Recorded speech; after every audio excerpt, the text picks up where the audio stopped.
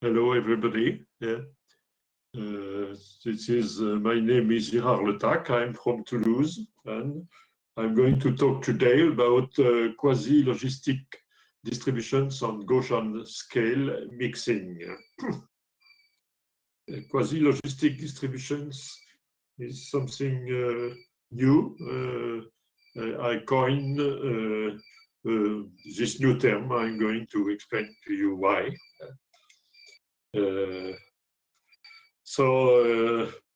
I'm going to explain also what is Gaussian scale mixing and what is logistic on Kolmogorov-Smirnov distributions, and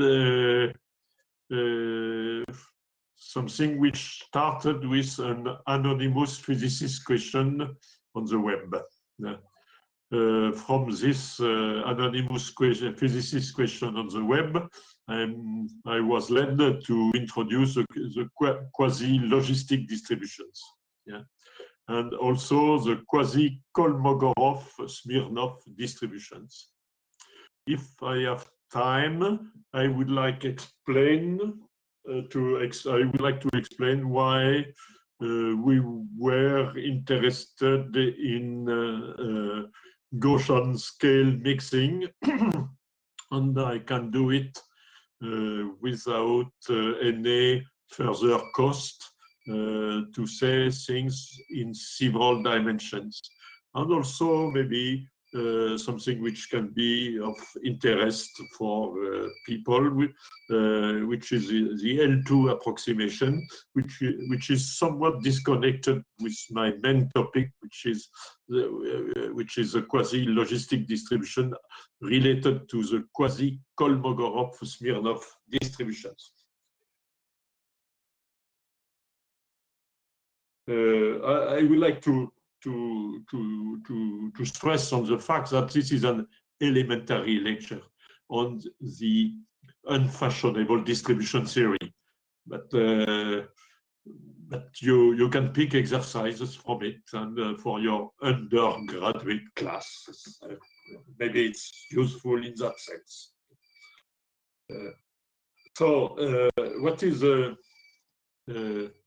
What is Gaussian scale mixing? This is something very simple. You take a standard random variable z, even in n dimensions, and you consider a random matrix V, which is positive definite, which is independent of z, and you consider the new random vector square root of V multiplied by z. And you call it Gaussian scale mixing distribution. Of course, the term square root of V is is taken in the usual sense. You make a diagonalization and of the positive definite and so on. But if you have other definition of square root of matrices, you can also use them. We will see that this does not make a real difference. But the most important case, of course, is n equal to 1. So, for instance, if suppose that V is a random variable which is real, which takes only two values, 1 and 4, with probability half and half. That means that you are taking a random variable z, which is a mixing. Either you take, with probability half, you take a standard normal random variable, or you take a random normal variable with variance 4 and so on. Okay, this is what we call Gaussian scale mixing. Now, for instance, in the previous example, I mentioned that the case where V was discrete, but V could be continuous. And a very important example is the case n equal to 1 again. And you take V, just an ordinary exponential distribution of mean 2, independent of the random variable n. And you use the same trick, and you discover that x square root of v multiplied by z has a bilateral density exponential minus x divided by 2. And if you make the calculation, this is very simple. You take expectation, the characteristic function of x, and you make a conditioning by v, and you get exponential. Or there is a mistake on that point. The 2 should not be here. But finally, you land on 1 over 2 square. So the 2 is a misprint. Okay, yeah. So remember, you start from exponential distribution of mean 2, you multiply by z, and you get bilateral density. Yeah. This is going to be important for the example. So after all, this is just a multiplicative convolution. So that means that for n equal to 1, you take the log of absolute value of x, and you get 2 log of absolute value of x equal to z squared plus log of v.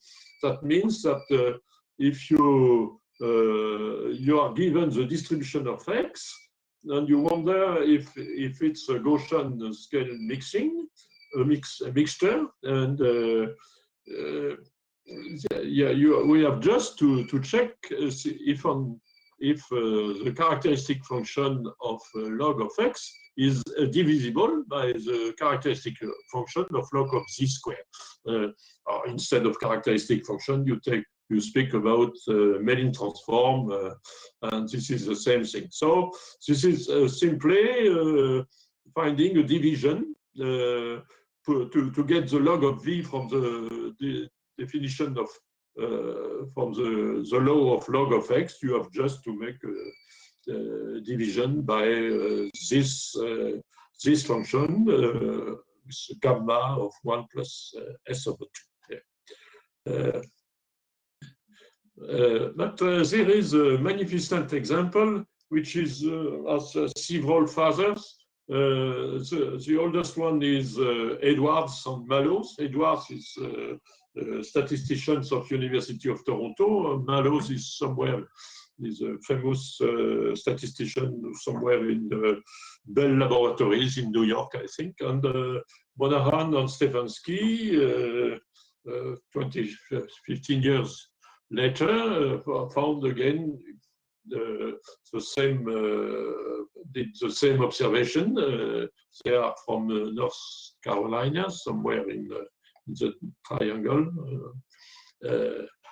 Okay, so the logistic distribution is extremely simple. This is something which is fairly used now during coronavirus crisis. So probability of x is smaller than x is something in the box, 1 over 1 plus exponential minus x. And if you apply the same process, finding the corresponding y is the square root of v here. You discover that the distribution, corresponding distribution, is a celebrated Kolmogorov-Smirnov distribution, which is given by a complicated series, but which is quite important in statistics. And with a very, but apparently very strange distribution function. The distribution function is even simpler than the density itself. Okay, so that means that you take Kolmogorov-Smirnov distribution, you multiply by z, and you land on the logistic distribution. So now, 3 months ago, on a mathematical site, an anonymous physicist was asking for the probability measure mu AB dV, such that for all A and B, the Laplace transform of mu AB has a very special form, namely B hyperbolic sinus A of square root of S divided by A hyperbolic sine of B square root of S. When you do A equal to 0, you make an obvious simplification, and this is exactly the Kolmogorov-Smirnov up to some scaling by B. So one can wonder, is it possible to, if you prove that mu AB does exist, if you multiply in the, if you take V with this distribution mu AB and you multiply V by square root of V by Z, where Z is normal, what do we get? And what do we get? We get a little generalization of the logistic distribution. This is what I'm going to give details now. So these logistic distributions that we are going to consider are densities which has the following form. So one, the densities are proportional, not equal, proportional to 1 over 2 cosinus hyperbolic cosine plus theta. So with another form, with theta bigger than -1, so that you have existing integral. For theta equal to 1, this is our logistic distribution, the usual logistic distribution. If we may come back to the definition of logistic distribution, you take the derivative of the first box, and this is what you get by doing theta equal to 1. The shape of the curve resembles of normal curve, but the asymptotic is exponential minus norm of x rather than that exponential minus square root of x. And now we are going to concentrate on the case where theta is between -1 and +1, although the case theta bigger than 1 is not so useful for the day, but is interesting also.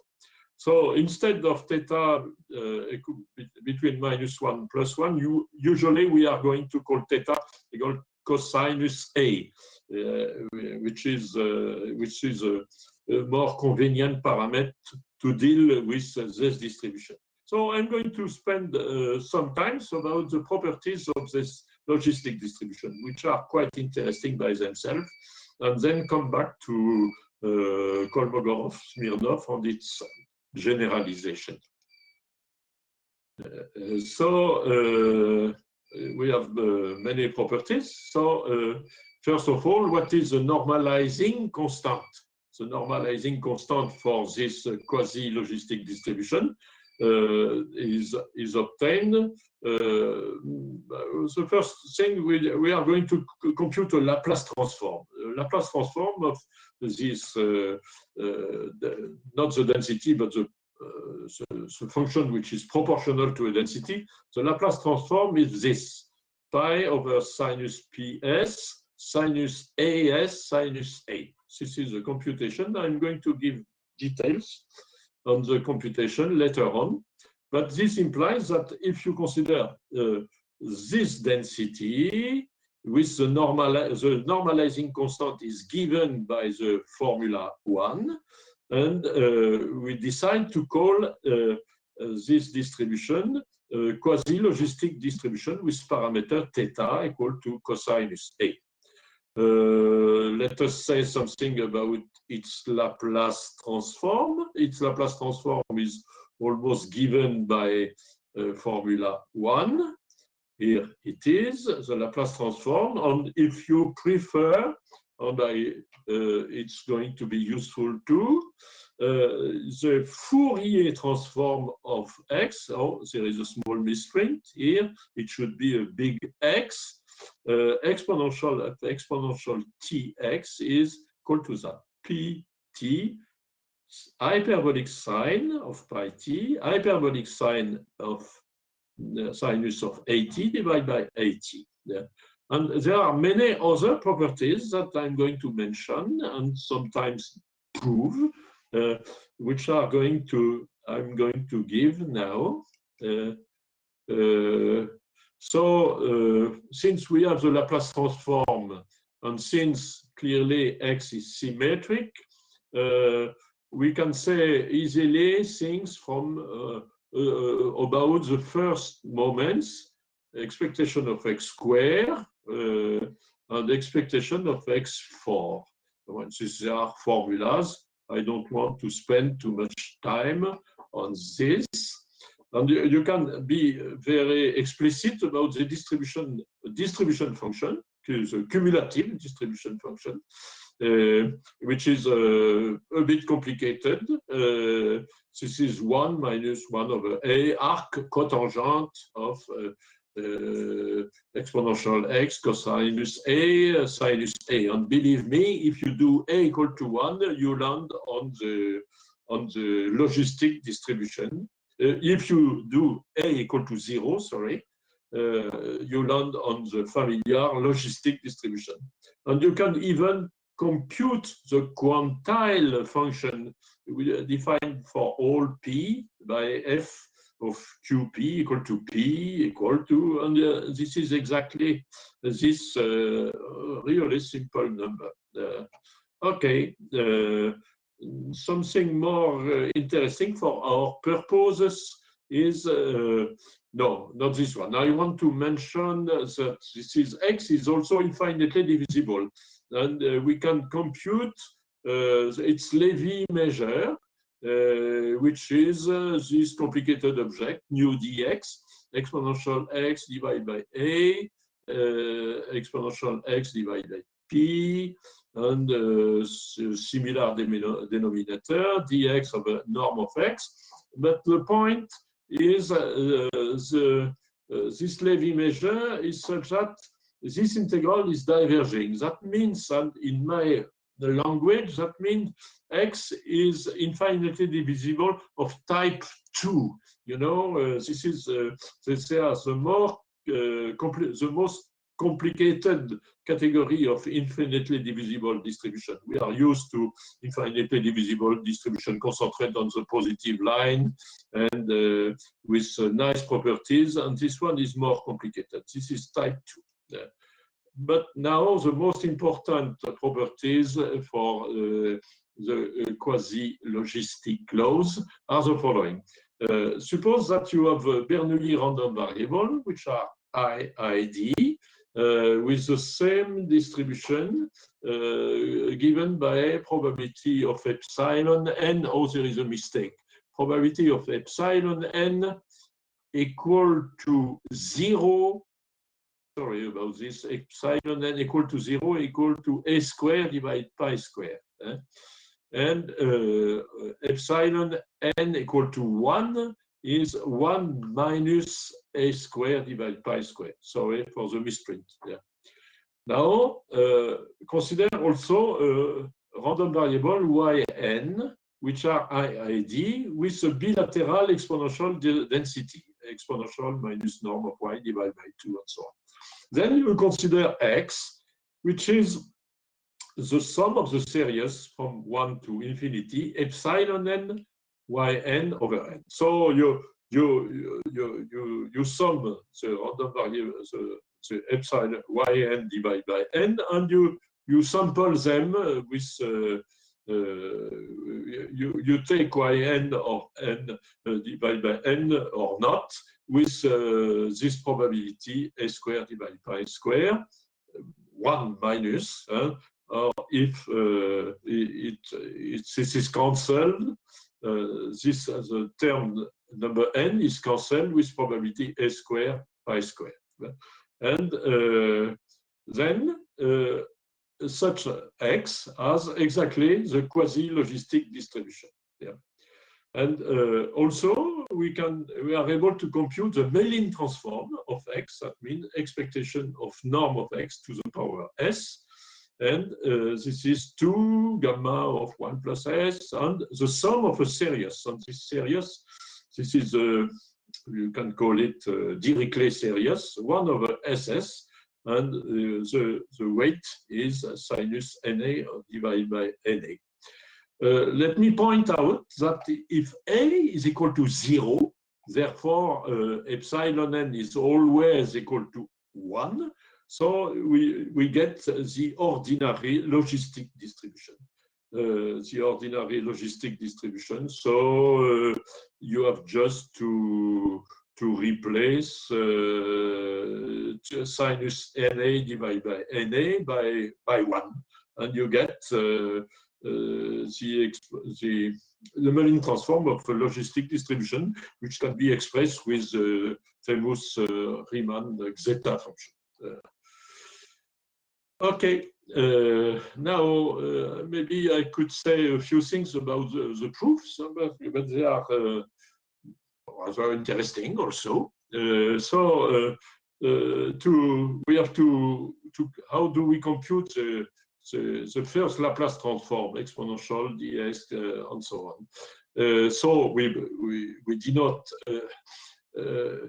z equal to exponential x, and you get something in integral from 0 to infinity, zs, dzs, and this is this integral is not easy at all to compute, and this is difficult to avoid the residue calculus. So, and the residue calculus, you do it with the usual way, with this kind of contour, and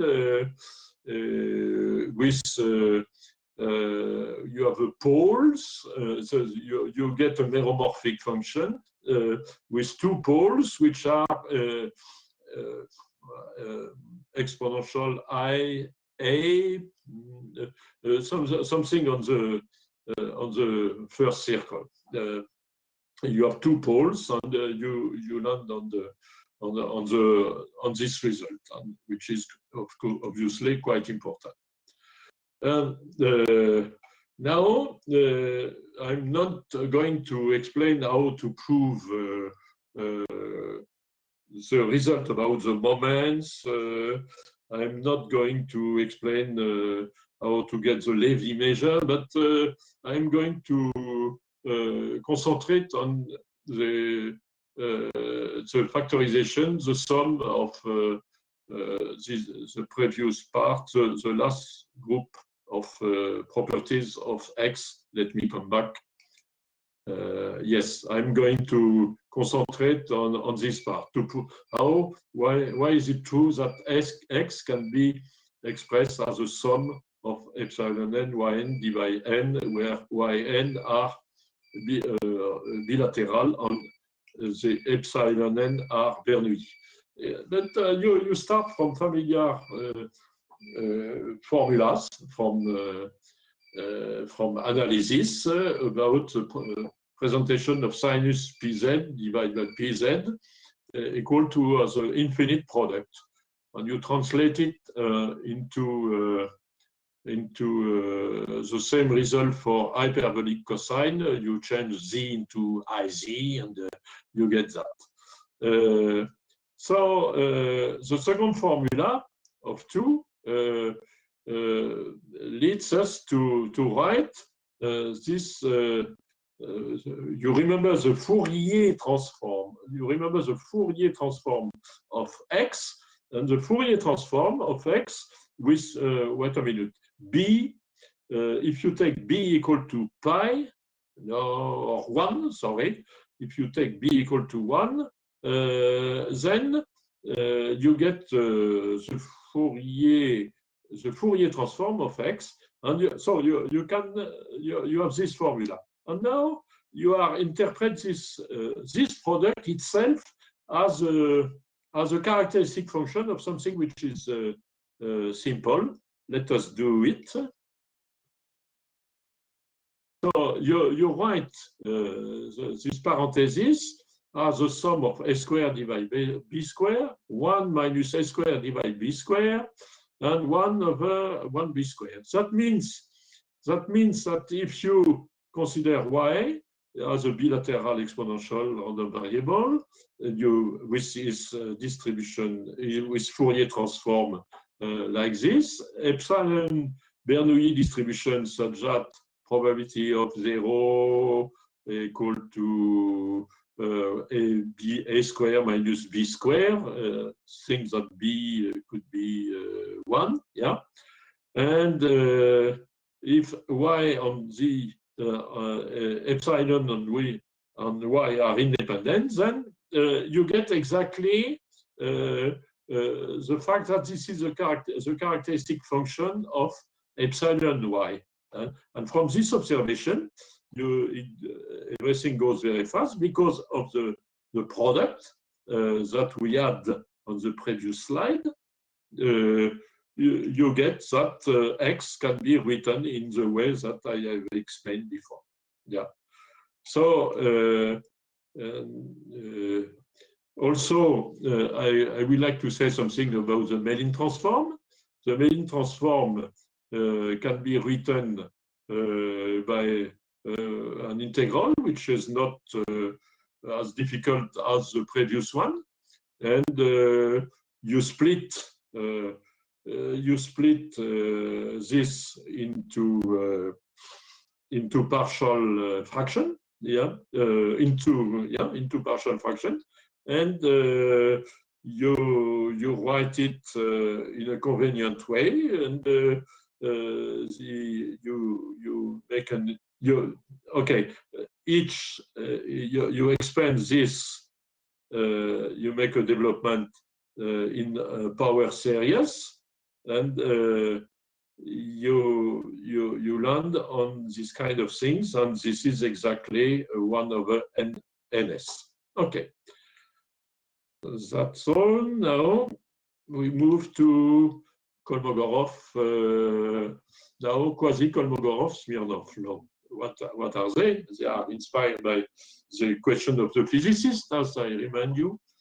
So I'm taking again the two positive number a and b, a smaller than b, and the ratio q is going to be important, q a over b.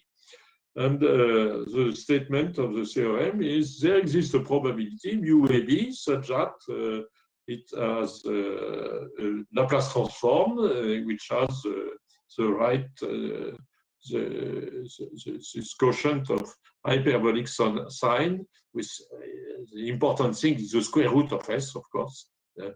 The difference between the quasi-logistic distribution and the Kolmogorov-Smirnov law is the fact that s is replaced by square root of s.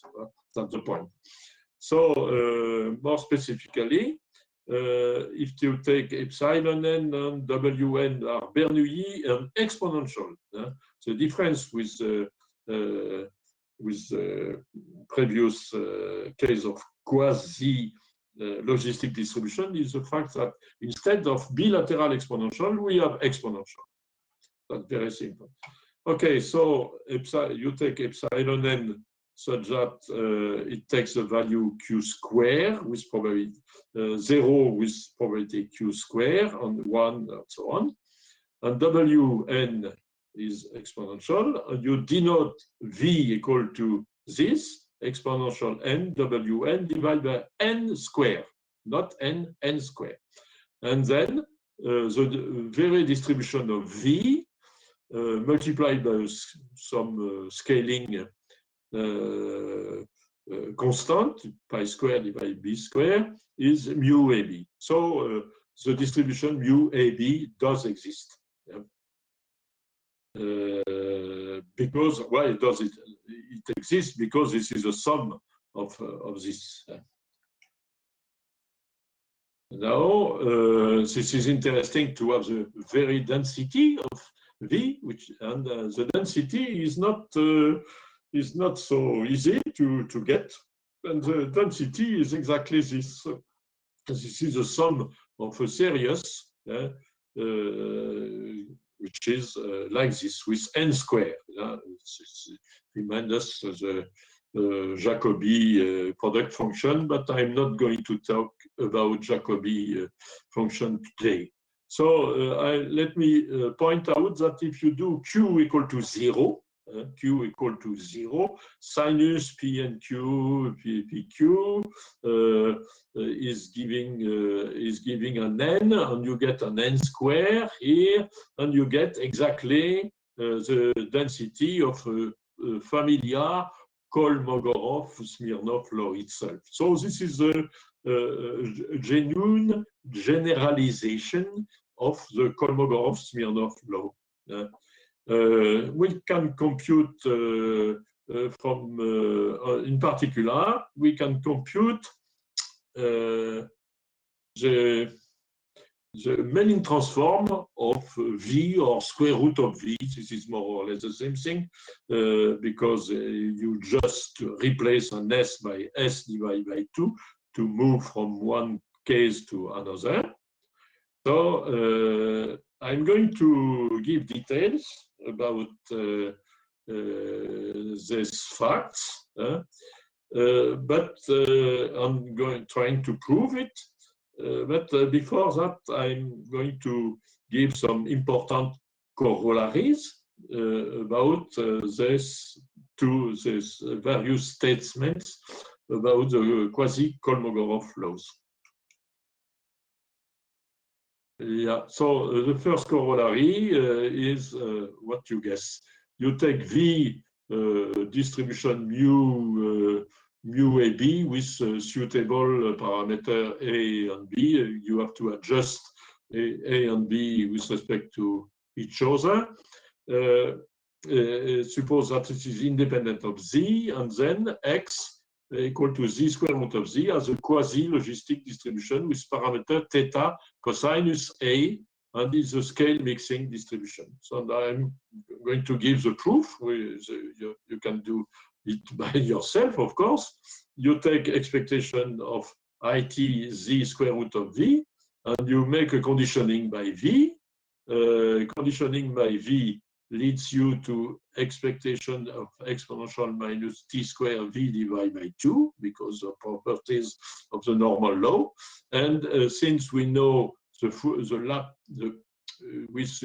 know the Laplace transform of V, you get exactly this, but instead of square root of S, you have S equal to T square, and the square root of S becomes an ordinary T, and you get exactly the Fourier transform of the X, where X is quasi-logistic distribution. Yeah. Another corollary, well, gives exactly the density, and which is not extremely interesting. Let me skip corollary 2, but the corollary 1 is quite important. Okay, we move.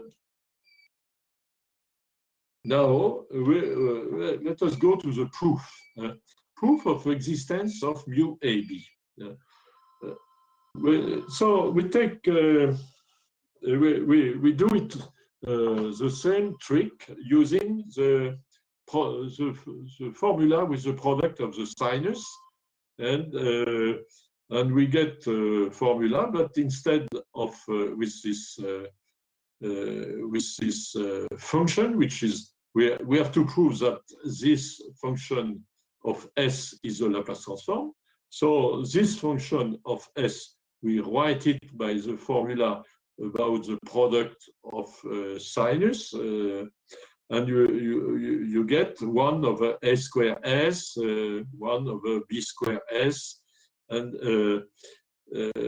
so with this, the definition of epsilon n Wn, we are able to write this ratio we write it as Q square plus 1 minus Q square, 1 divided 1 plus B square S pi square n square. Okay, but here you recognize the Laplace transform of an exponential random variable W, Wn, and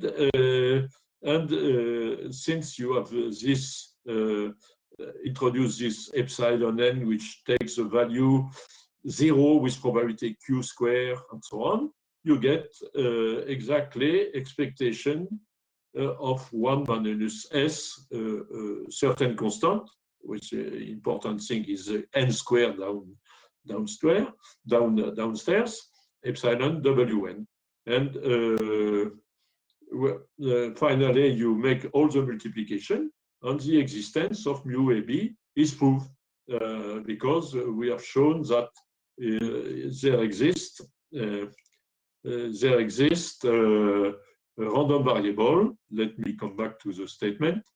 There exists a random variable V with this Laplace transform. Yeah? And this random variable has been constructed by the sum of a series. Okay. So this is the proof of the existence of mu AB. Now, let us work on the calculation of the density. So the Mellin transform, we have two proofs. Maybe I'm going to give some details on each of them. The idea of the first proof is to say, well, let us, since we have seen in the corollary that V, square root of V multiplied by Z is equal to X, where X is quasi-logistic distribution. Since we know the Mellin transform of absolute value of X, since we know the Mellin transform of absolute value of Z, we must know the Mellin transform of V or square root of V. And this is this trick that we can use. And here are I'm giving the details here.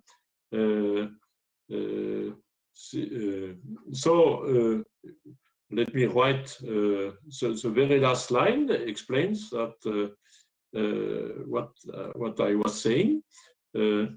Exponential t square root of v is equal to exponential it x theta. X theta is x. Sorry, I added theta for which is cosinus of a, but without really necessity. Yeah.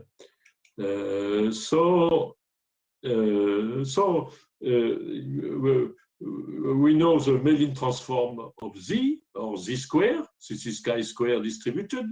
So the Mellin transform of Z is displayed here with a gamma function. And now we have to use the duplication formula, gamma of Z 1 plus 1, blah, blah, blah, gamma of 2Z. And we apply this duplication formula to the special case Z1 plus S divided by 2. And for convenience, let me the factor Ks is this, such that the Mellin transform of X was gamma of 1 plus S, K of X, K of S. And let me finish the proof. So expectation of square root of S is the quotient and so on, blah, blah, blah. And finally, we land on this, what I have said. And this is exactly, so expectation of square root of Vs is exactly what I have said. Now, you replace S by 2S, you get expectation of Vs, you get that. And now, from this formula to that formula, we are going to deduce the density of V. Why?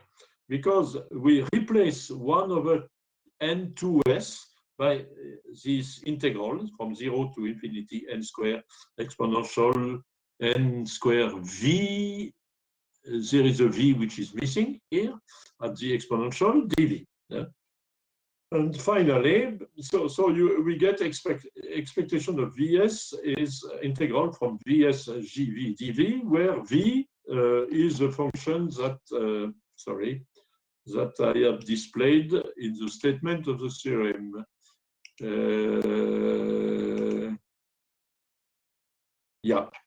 So this is exactly this formula. So we have proved that the density has this special form.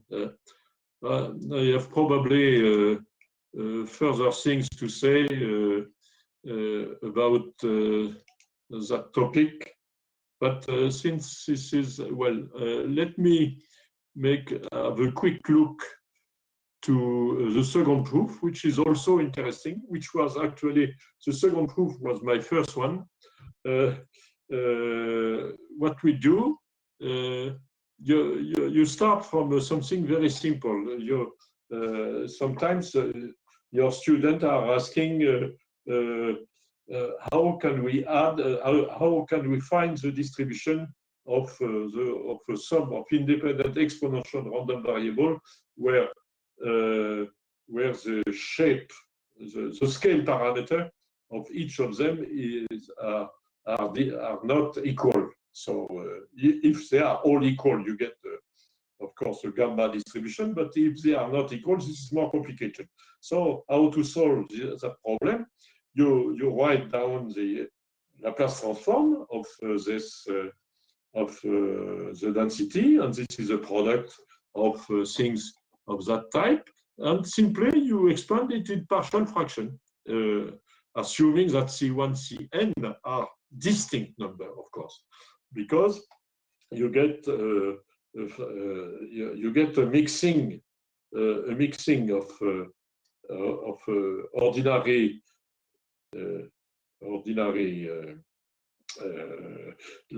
exponential distribution, but with coefficients which are not positive, not necessarily positive.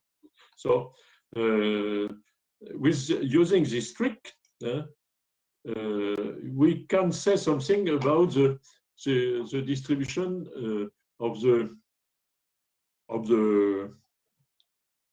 partial sum of the series which was defining V.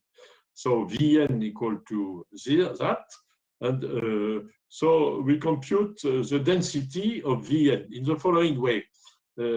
So we make a conditioning by epsilon, and the density of this conditioning, when applied to when you apply to the previous particular case, are given by this with this complicated with epsilon.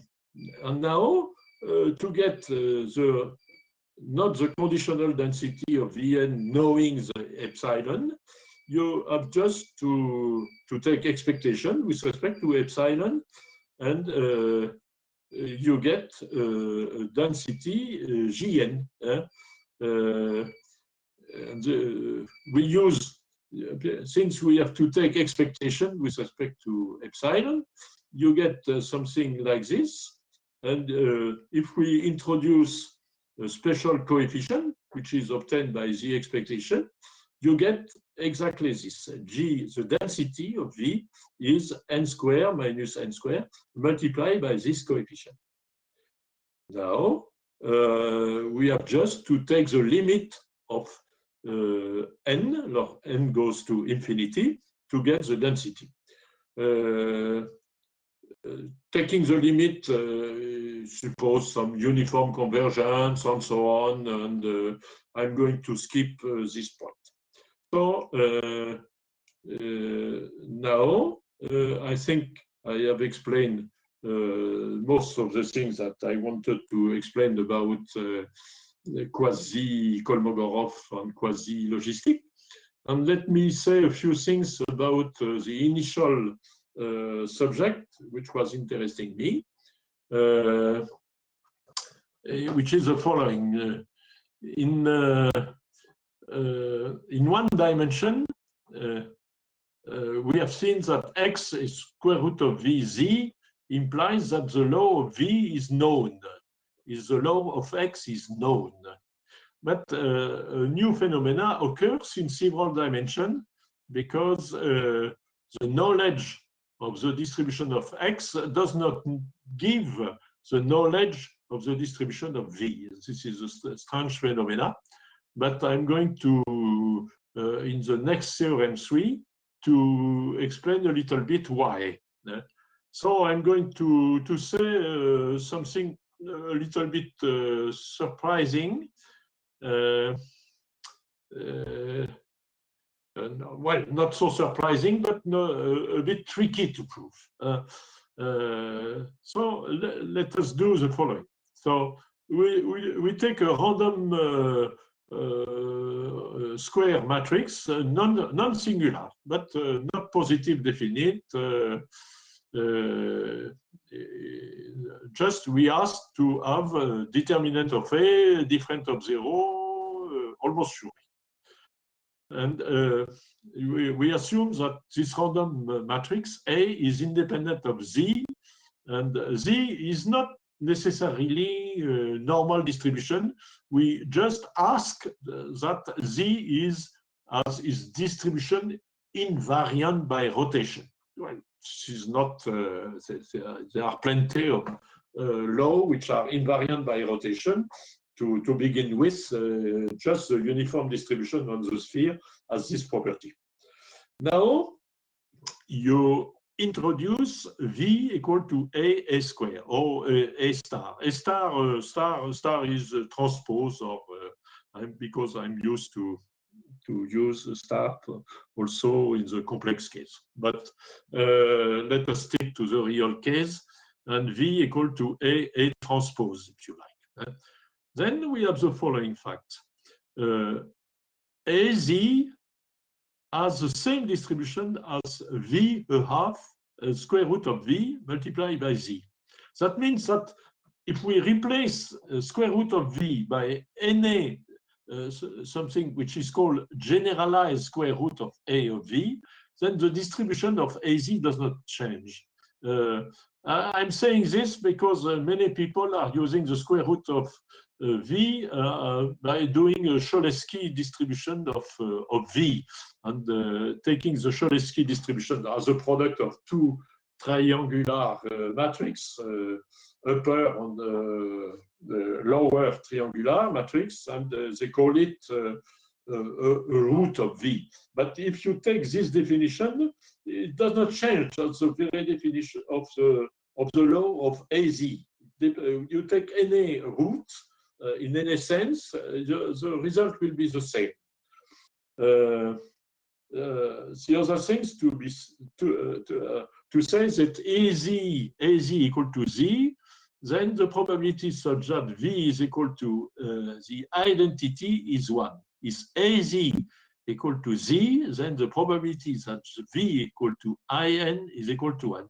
That means, in other terms, if you have Z, which is invariant by rotation, if Z is independent of A, if AZ has the same distribution of Z, then almost surely A must be an orthogonal matrix. This is a rather interesting phenomena. So I'm going to explain the details for this term of this theorem, which is quite interesting. Well, I think I have enough time. So to prove it, you consider the characteristic function of Z. Since UZ, where U is orthogonal, has the same distribution of Z, there exists a real function such that phi of S is equal to G of norm of S. Because the characteristic function is invariant by rotation. So Z has the same distribution of AZ, means G of the S square is expectation of G of S adjoint V S. This is a transpose. The star is a transpose. Next, if we observe that if R is positive, is independent of Z, and if R1 R is equal to R, then probability of R is equal to 1. Just to check the characteristic function. So this is, if you multiply by R with the distribution of Z, 1 does not change. It must R must be equal to 1. Then you take V, this matrix, and we apply the previous observation to R equal to square root of V1. And you take S equal to this vector T0, 0, 0. And then expectation of T Z1 is phi T0, 0, GT square, and you get expectation of IT square root of 1 Z1, which implies that Z1 equal to Z1 V1. And so V11 is 1. Similarly, VII must be 1 also by the same trick. Now we have proved that the diagonal of V is 1. Now we have to prove that the term outside of the diagonal are 0. So now to do this, we consider R equal to square root of 1 V11. And you take S equal to T divided by square root of 2 T square root of 2, and then 0, 0, 0. Using the fact that Z1 plus Z2 divided by square root of 2 equal to Z1. Why? Because invariance by rotation, even if it's not normal.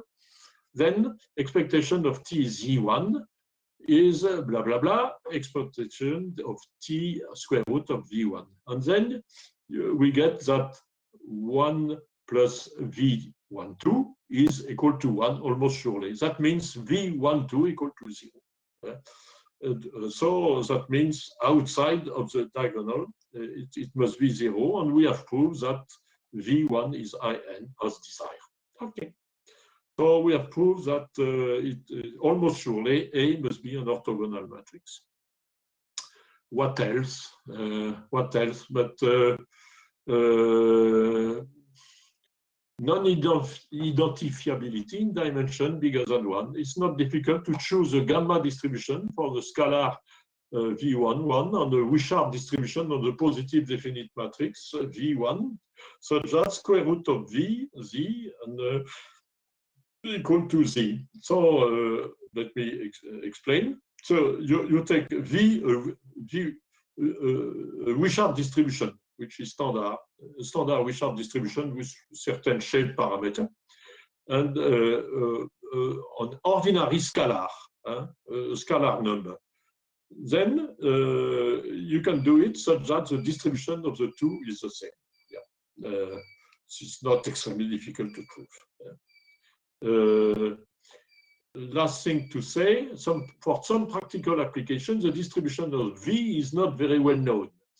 And this is interesting to replace the density of X, the mixing, by the mixture, with the density of an ordinary normal distribution.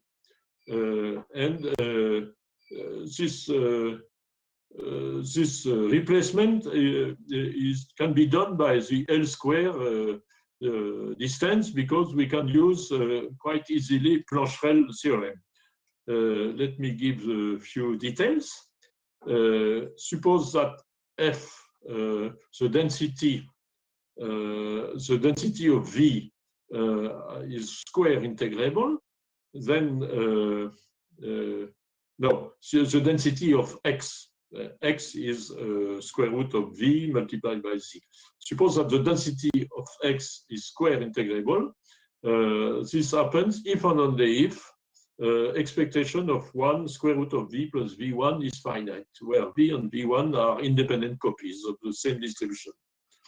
And there exists a unique T0 such that which minimize the density. So the density F, the L2 distance between F and the density of an ordinary normal distribution with variance t.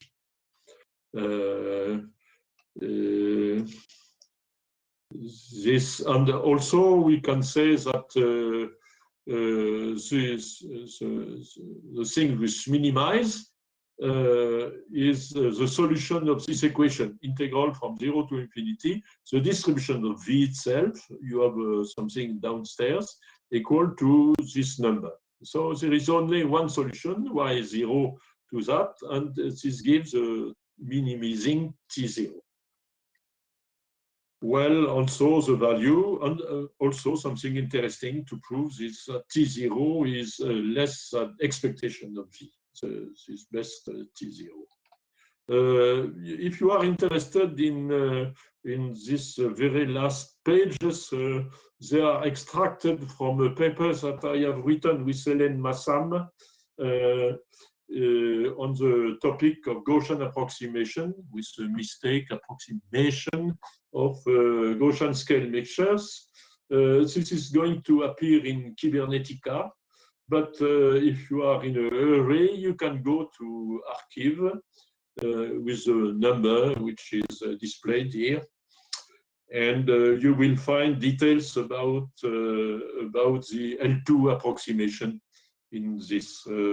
The remainder of the lecture about quasi-logistic distribution is not ready yet, even for arXiv. I have other distribution. I have other question to solve about the link with Brownian bridge, which was the distribution of the Kolmogorov distribution.